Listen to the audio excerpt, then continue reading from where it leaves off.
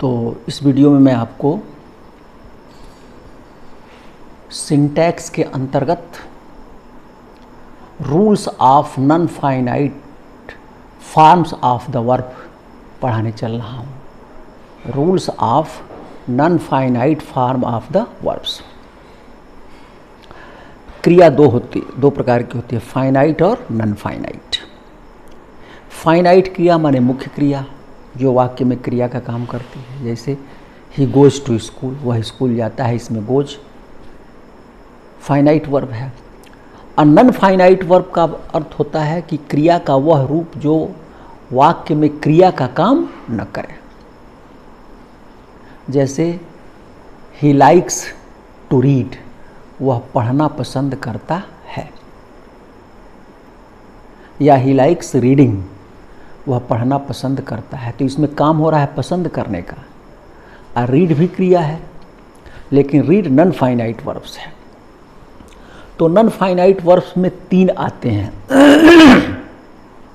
Infinitive, gerund और participle. इन्हीं 3 का प्रयोग हमको पढ़ना है, इन्फिनेटिव, जिरंड और पार्टिसिपल। तो सबसे पहले हम इन्फिनेटिव का प्रयोग पढ़ेंगे। इस वीडियो में इन्फिनेटिव के रूल्स को हम पढ़ने चल रहे हैं। कॉपी निकाल लीजिए, लिखिए इन्फिनेटिव, कोष्ठ में लिख लीजिए 2 plus verb, TO 2 plus verb. किसी भी वर्ब के मूल रूप यानी फर्स्ट फॉर्म के पहले 2 लगा देने पर इन्फिनेटिव हो जाता है। किसी भी वर्ब के मूल रूप के पहले अर्थात फर्स्ट फॉर्म के पहले TO 2 लगाने पर इन्फिनेटिव हो जाता है, और यह वाक्य में नाउन का कार्य करता है, यानी यह वाक्य में नाउन का कार्य करता है। हिंदी में इसका अर्थ ना, ने, नी होता है। अब जैसे उदाहरण एक आध लिख लीजिए, जैसे I like to play football, मैं फुटबॉल खेलना पसंद करता हूँ। तो इसमें टू प्ले क्या है? इन्फिनेटिव है। प्ले क्रिया है, उसका मूल रूप प्ले है, प्ले के पहले 2 लगा है तो टू प्ले इन्फिनेटिव हो गया। और मुख्य क्रिया इसमें क्या है? लाइक है। दे लाइक्ड टू प्ले फुटबॉल, यहां भी वही बात है। यह जो इन्फिनेटिव का रूप है यानी जो नॉन फाइनाइट वर्ब है, यह वास्तव में वर्ब का काम नहीं करता है, इसलिए इसका जो है प्रभाव कर्ता पर नहीं पड़ता है, अर्थात ये इसका नंबर और जेंडर कर्ता के अनुसार नहीं होता है, नंबर और पर्सन कर्ता के अनुसार नहीं होता है। अब आप लिखिए नियम। पहला, इन्फिनेटिव में साधारणतया 2 का प्रयोग होता है। इन्फिनेटिव में साधारणतया 2 का प्रयोग होता है। बताए, किसी भी वर्ब के मूल रूप के पहले 2 लगा देंगे तो इन्फिनेटिव हो जाएगा। जैसे टू गो, जाना, टू रीड, पढ़ना, टू लाफ, हंसना, टू प्ले, खेलना, ये सब के सब इन्फिनेटिव है। वास्तव में वर्ब जो है अपने मूल रूप में इन्फिनेटिव में ही होता है। पढ़ना की अंग्रेजी रीड नहीं होता है, टू रीड। खेलना की अंग्रेजी प्ले नहीं होता है, टू प्ले। हंसना की अंग्रेजी लाफ नहीं होता है, टू लाफ। तो इस प्रकार हर वर्ब अपने मूल रूप में इन्फिनेटिव, हर वर्ब मूल रूप में इन्फिनेटिव में ही रहता है। अब आगे लिखिए, आपने लिखा है कि इन्फिनेटिव में साधारणतया 2 का प्रयोग होता है, लेकिन निम्न अवस्थाओं में इन्फिनेटिव का 2 लुप्त हो जाता है, यानी 2 का प्रयोग नहीं होता है। सामान्यतः तो होता है, जैसे वह खेलना चाहता है, ही वांट्स टू प्ले, वह पढ़ना चाहता है, ही वांट्स टू रीड, लेकिन निम्न अवस्थाओं में नहीं होता है। लिखिए, इसमें ए सहायक क्रिया कोष्ठ में लिख लीजिए helping verb or auxiliary verb. सहायक क्रिया को हेल्पिंग वर्ब भी कहते हैं या ऑक्सिलियरी वर्ब भी कहते हैं। AUXILIARY auxiliary verbs.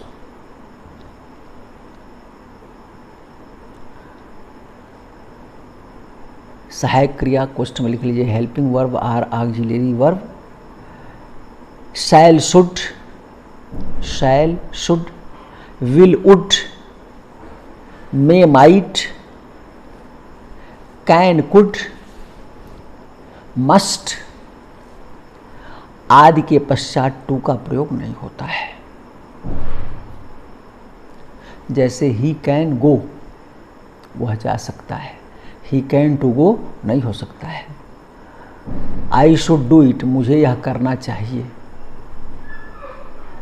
सी में गो, वह जा सकती है। इस सब में टू का प्रयोग नहीं होता है। इनके साथ, इन क्रियाओं के साथ टू का प्रयोग नहीं होता है। नीचे लिखिए नोट, किंतु आर्ट तथा यूज्ड के पश्चात, आर्ट OUGST, आर्ट तथा यूज्ड के पश्चात टू का प्रयोग होता है। टू का प्रयोग होता है। जैसे they ought to help him, उन्हें उसकी मदद करनी चाहिए। They ought to help him. He used to go, वह जाया करता था। इसका अर्थ क्या होगा? ही यूज्ड टू गो, वह जाया करता था। अगला नियम लिखिए, had better, comma, had rather, RATHER,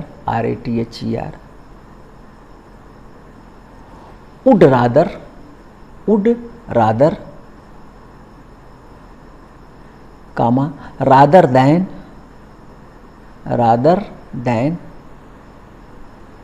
comma, sooner than,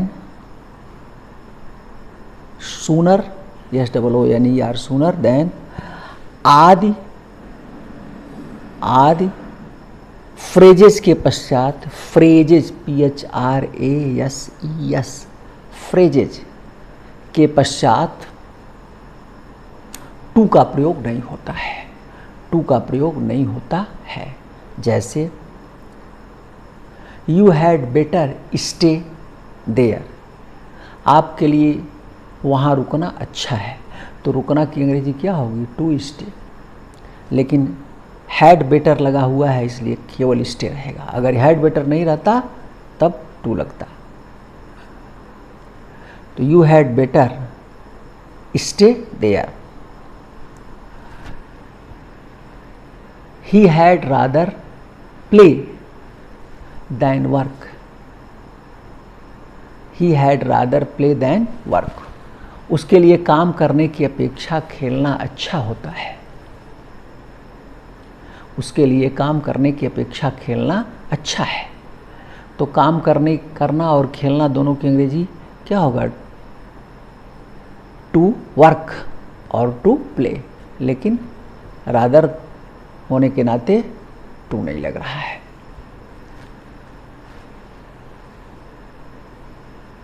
तो इस प्रकार ये आप समझ गए।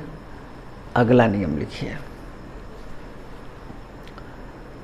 डेयर तथा नीड, डेयर DARE, डेयर तथा नीड के निगेटिव तथा इंट्रोगेटिव रूप के पश्चात टू का प्रयोग नहीं होता है। डेयर तथा नीड के निगेटिव तथा इंट्रोगेटिव रूप के पश्चात टू का प्रयोग नहीं होता है। जैसे ही नीड नॉट कम हियर, उसे यहाँ आने की आवश्यकता नहीं है। तो आना की अंग्रेजी क्या हो जाएगा? To come. लेकिन डेयर लगा है इसलिए, नीड लगा है इसलिए टू नहीं लगेगा। He need not come here. She dare not oppose me, she dare not oppose मी।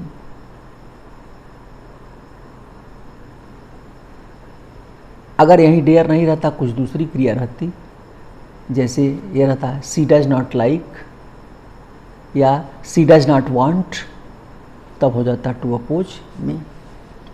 लेकिन डेयर है इसलिए नहीं होगा। इंट्रोगेटिव में भी रहेगा तो नहीं होगा, जैसे डेयर यू से दिस, डेयर यू से दिस, यहाँ भी नहीं होगा। डेयर यू टू से दिस नहीं होगा, डेयर यू से दिस। नीचे लिखिए नोट, डेयर तथा नीड ऐसे वर्ब हैं, डेयर तथा नीड ऐसे वर्ब हैं जो एक वचनकर्ता के साथ भी, जो एक वचनकर्ता के साथ भी तथा बहुवचनकर्ता के साथ भी एक ही रूप में रहते हैं। यानी डेयर का डेयर्स नहीं हो सकता है, नीड्स नहीं हो सकता है, वही रहेगा, चाहे कर्ता एक वचन हो या बहुवचन हो। अगला नियम लिखिए, hear HEAR, hear, see SEE, see, make, feel FEEL, feel, watch, watch, let LET, let, bid BID, बिहोल्ड BEHOLD। आदि क्रियाओं के ऑब्जेक्ट के पश्चात, आदि क्रियाओं के ऑब्जेक्ट के पश्चात, यानी इन क्रियाओं के आने पर इनके ऑब्जेक्ट के पश्चात टू का प्रयोग नहीं होता है, टू का प्रयोग नहीं होता है। जैसे आई हर्ड हिम क्राई, मैं उसे चिल्लाते हुए सुना, तो I heard him to cry होना चाहिए, लेकिन हर्ड क्रिया के साथ हियर के साथ नहीं लगेगा, इसलिए इतना ही हो जाएगा, आई हर्ड हिम क्राई। आई सा him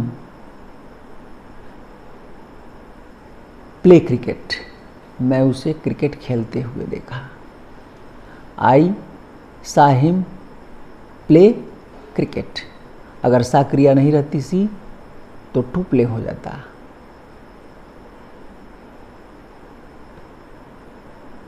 he let me go home, let me go home, चाहे he let me go home, दोनों सही है। तो इस प्रकार I made him laugh, I made him laugh, तो इन क्रियाओं के साथ टू का प्रयोग नहीं होता है। अगला नियम लिखिए, मैंने ए लिखा, बी लिखा, हैड बेटर हैड रादर वाला बी है, और सी में डेयर तथा नीड वाला हो गया, और उसी में नीचे नोट है, और डी लिखिए, डी, ये सब ब्रांच हैं।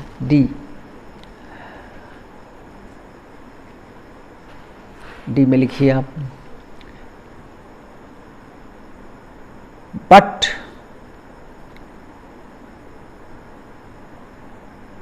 सॉरी डी में बिहोल्ड वॉच आपने लिखा वो है, अब आप लिखिए ई में लिखिए बट, देन, एक्सेप्ट, के पश्चात इन्फिनिटिव के साथ टू का प्रयोग नहीं होता है, यानी इनके पश्चात भी इन्फिनिटिव में टू का प्रयोग नहीं होता है, टू लुप्त रहता है। जैसे these boys do nothing but play, these boys do nothing but play, ये लड़के खेलने के बजाय कुछ नहीं करते हैं। तो दूसरी क्रिया रहती तो बट टू प्ले होता है, लेकिन नहीं, चूंकि आ गया है बट, दूसरी क्रिया रहती, ये सॉरी बट नहीं रहता तब यहाँ जो है टू प्ले हो जाता है, लेकिन बट आया है इसलिए नहीं प्रयोग होगा। एक और उदाहरण लिखिए, he did no more than play, he did no more than play, खेलने के अतिरिक्त उसने कुछ नहीं किया। तो यहाँ भी वही बात है, देन लगा हुआ है। अगर देन नहीं रहता तो टू प्ले होता।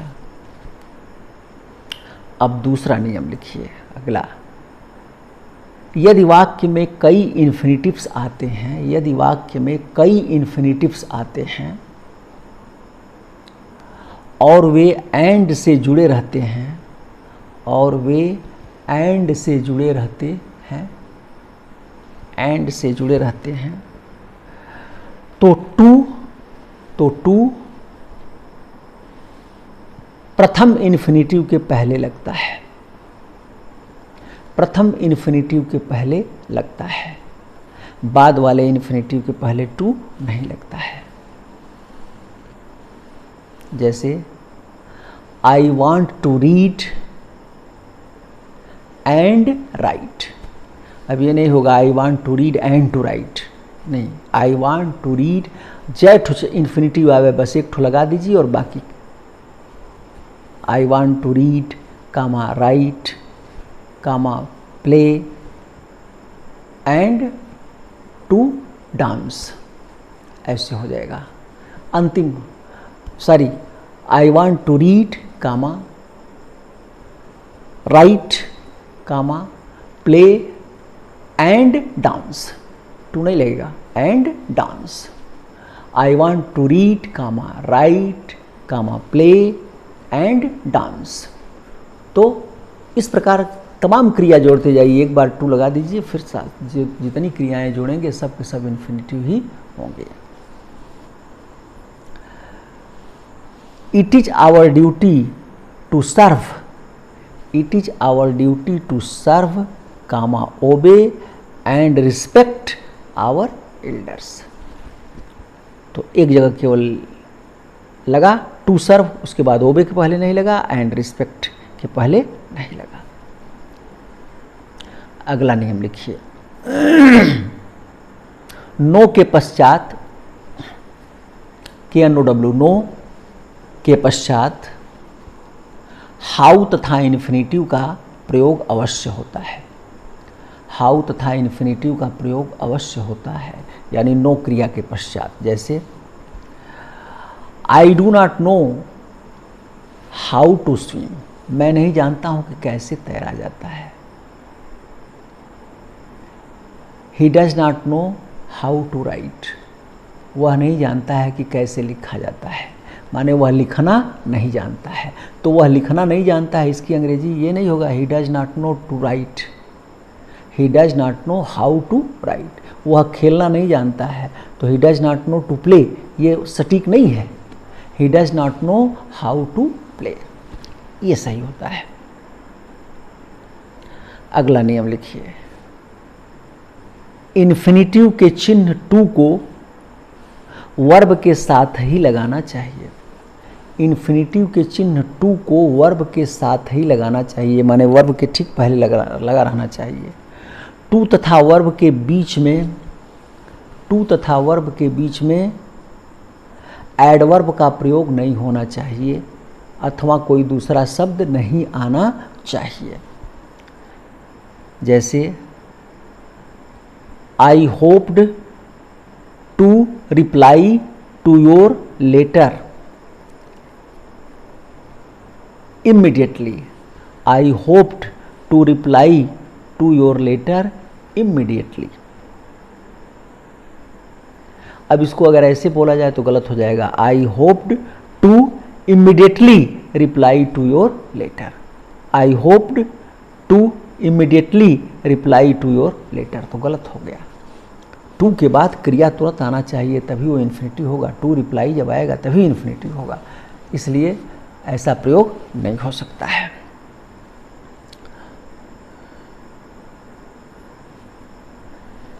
अगला नियम लिखिए, इन्फिनिटिव वर्ब का सब्जेक्ट बन सकता है, इन्फिनिटिव वर्ब का सब्जेक्ट बन सकता है, यानी इन्फिनिटिव नाउन का काम करता है, तो नाउन का काम सब्जेक्ट टू ए वर्ब भी है, तो इन्फिनिटिव भी वर्ब का सब्जेक्ट होता है, बन जाता है। जैसे to play with fire is not safe, to play with fire is not safe.